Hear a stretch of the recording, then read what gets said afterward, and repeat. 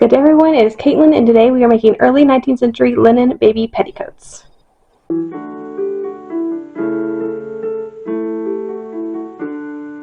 Hello and welcome. So we are making petticoats today, little tiny baby petticoats, and we are copying an original in my collection. This is the original. So this one is flannel on the bottom, linen on top. I already have flannel petticoats. We made these and they're adjustable so they'll fit basically any baby of any size. So I don't want to redo this, even though this one does have the linen top, which you could do with this, by the way. You could make that a linen top, wool bottom, make the whole thing on linen, make the whole thing cotton. Have fun. Lots of different options there.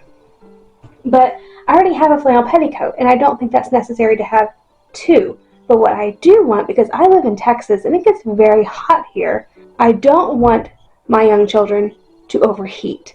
So what I thought we would do, which this is a period thing, is make the entire petticoat in linen. So that's what we're going to be doing today. This one is pieced, like you can see there's a piece running right here. She only had a little bit here and she had more here.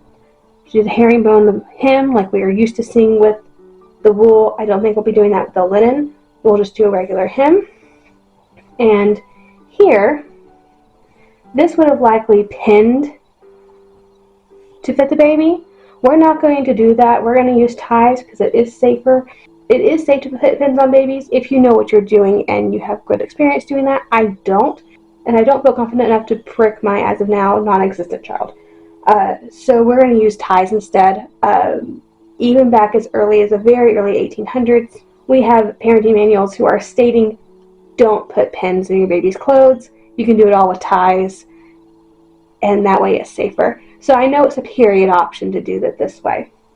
And we're going to copy the ties off another original I own, except that the ties are from the belly bands that we made. So the tied belly band, we're going to kind of do the same ties on this. But I have here my linen, the wrong end of my linen.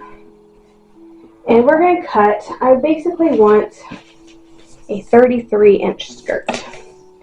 So 33 inches, I need 2 whole inches for the hem, and 1/2 inch for our seam allowance on the top. So I'm going to cut 35.5 inches. And by cut, I mean rip, because this is plain weave and it should rip very nicely.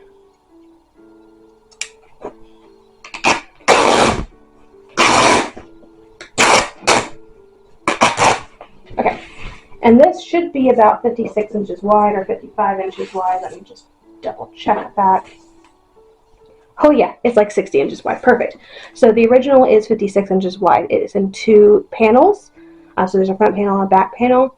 Because this is already as wide as I need, I'm just going to go with it. I do know linen in that time period did come, well, at least linen and cotton, did come upwards of 60 inches in width. So I know this is a period width of fabric. And I'm not going to bother like cutting it in half and making different panels. I'm just going to use the full width of fabric. I'm going to make 2 petticoats, so I will need another one that is 35.5 inches long.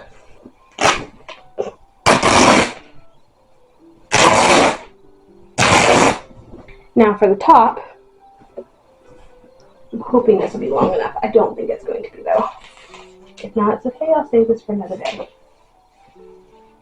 Oh yes, it's perfect. Okay, so the top of this petticoat is 4 inches. With seam allowance, I'm going to cut it 5. This one happens to be 18 inches long, which means it would fit a newborn to about 3 months of age. I want this petticoat to fit up of a year old, although my children won't be wearing this until they're a year old. Just for size differences, if you have slightly larger babies or whatever, I want to make sure this will fit up to an average 1-year-old. So I'm going to cut it 21 inches.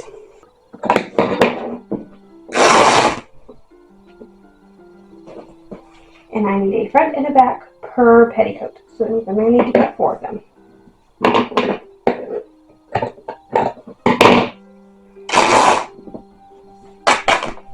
Alright, I have a bunch of ironing to do and I'll meet you back for the first sewing step. Alright, first sewing step, I'm taking the bodice, or what is essentially the bodice, and I'm stitching it with a running stitch.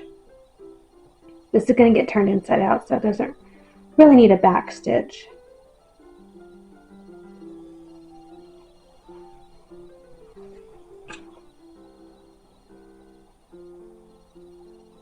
And I am flipping these corners as I'm going. And I'm starting and stopping a seam allowance away from the edge, just because I'm going to need that later on. I don't want to sew all the way to the end. I'm just going to reinforce that very quickly. Alright, so this is ready to be turned inside out at the ironing station. But while we're here, we'll go ahead and sew together the skirt part. I'm going to start a little bit away from the edge because I do want this to open so I can get this on and off the child easily.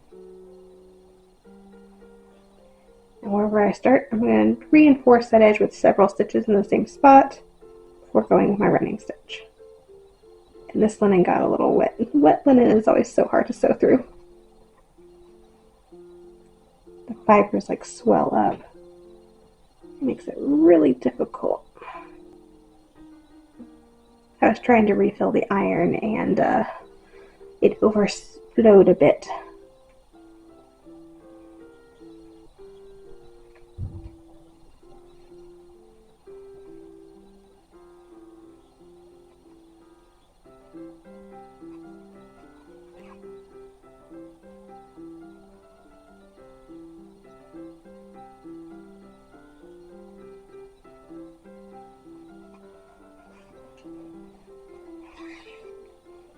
Now I am ready to hem the bottom edge. I will need to iron it first. But before I put it into the ironing pile, I have two things I need to do. First, I need to take this edge. I'm going to just whip this down.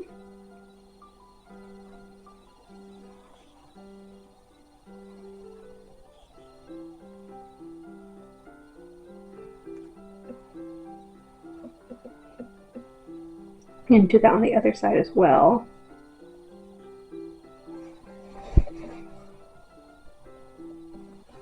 And I don't need to fold it over twice because this is a selvage edge. It's going to be just fine. There's going to be no raveling. It's a finished edge.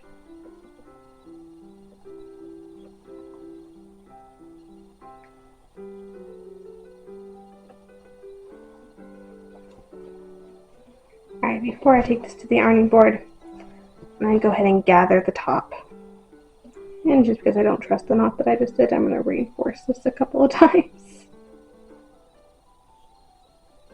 And just sew it on.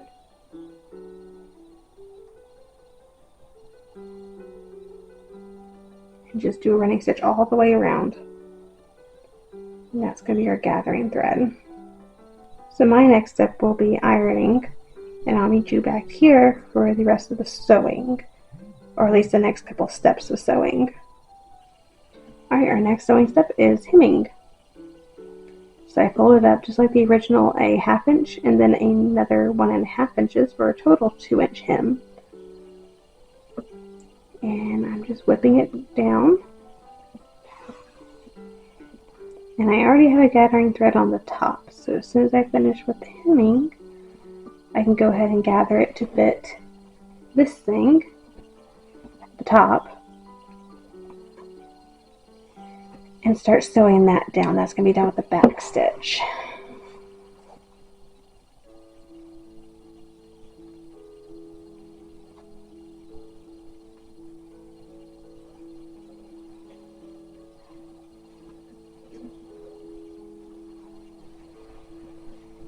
Alright, so I have the bodice top thing attached to the skirt, and we're going over with the back stitch. Just a seam allowance away from the edge. Making sure I get all those little gathery bits in the back all cut up with my stitching. So from the front it looks like this. That's about how much is gathered. I'm definitely going to need to give this linen a couple good washes before baby wears it.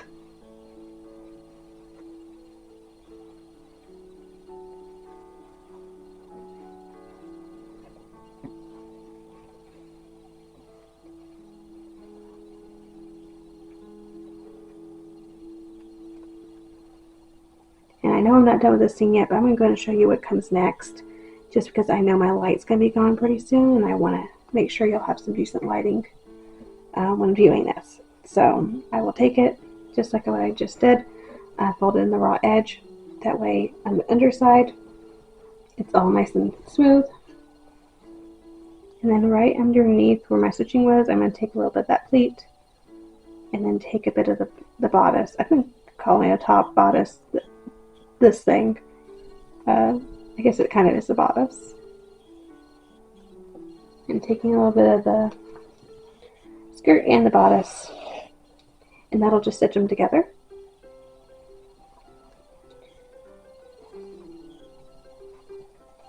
So that kind of keeps everything nice and contained. And typically you would iron this before you sewed it, but again, I'm losing light, so I will iron it later.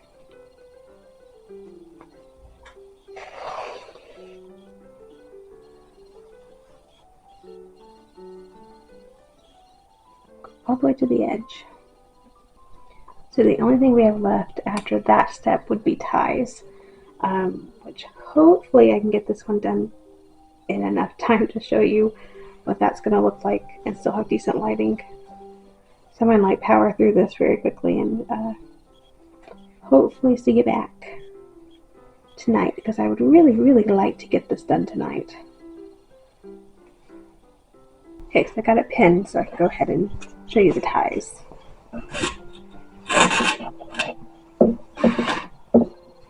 Starting with this side, I have a long tie.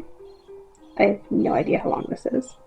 Folding it in half. Again, I'm copying the extant belly band that I have. And about where this seam stops, I know it's on the underside so you can't really see it, but about where it stops, I'm just going to attach this tie. Same thing on the bottom.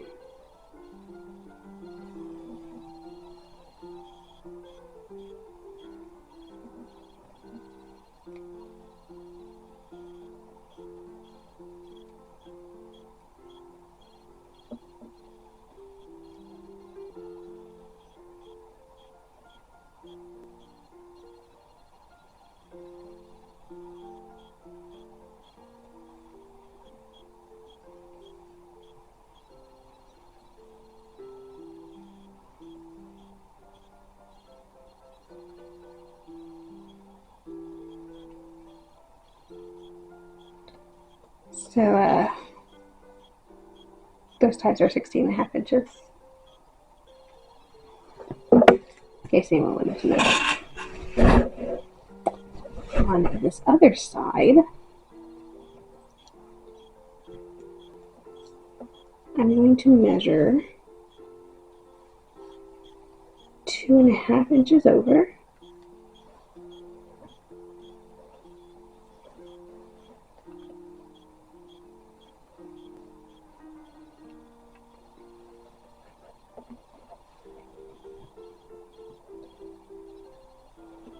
And take a smaller piece. It's just this plus a little bit extra, so it's about 6 inches long.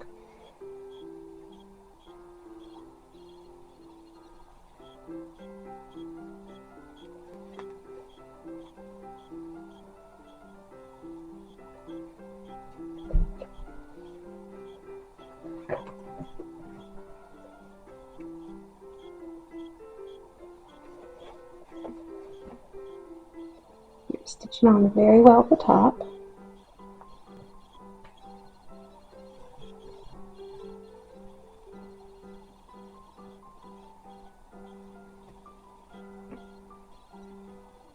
And go about an inch down.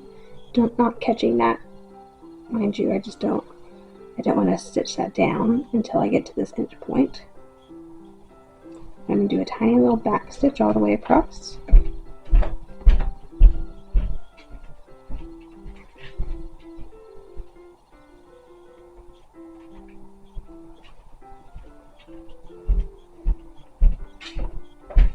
Tie that off. Then on the bottom, we're going to do the same thing.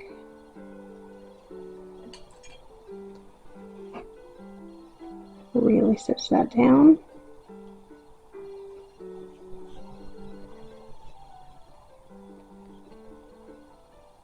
move my needle up about, oops, I caught that, about an inch. Again, we're not catching the linen on the bottom.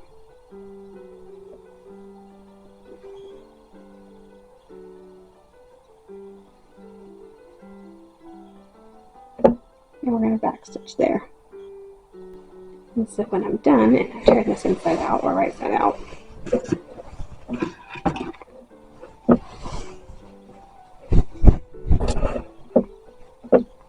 this is the gown from the right side. So I can put this tie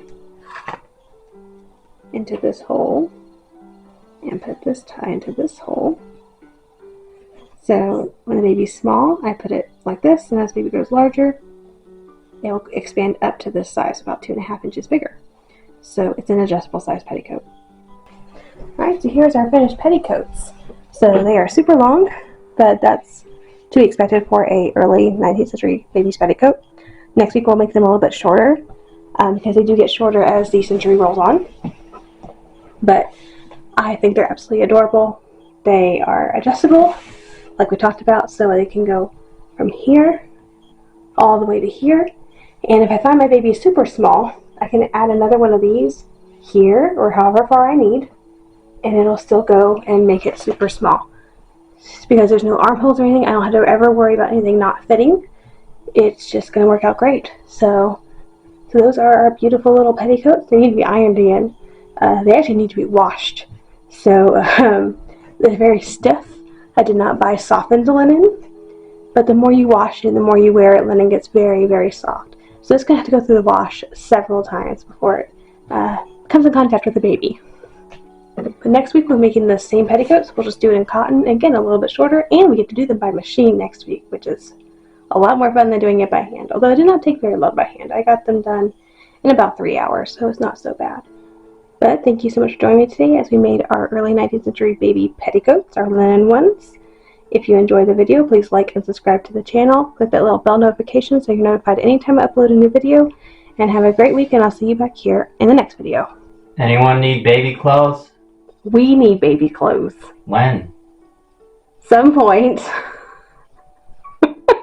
Eventually. I keep making dozens of baby clothes and people are like, when's your due date? When's your due date? Non-existent as of yet. Yeah. Down the road, hopefully. Yeah. Alright, let's go to the creek.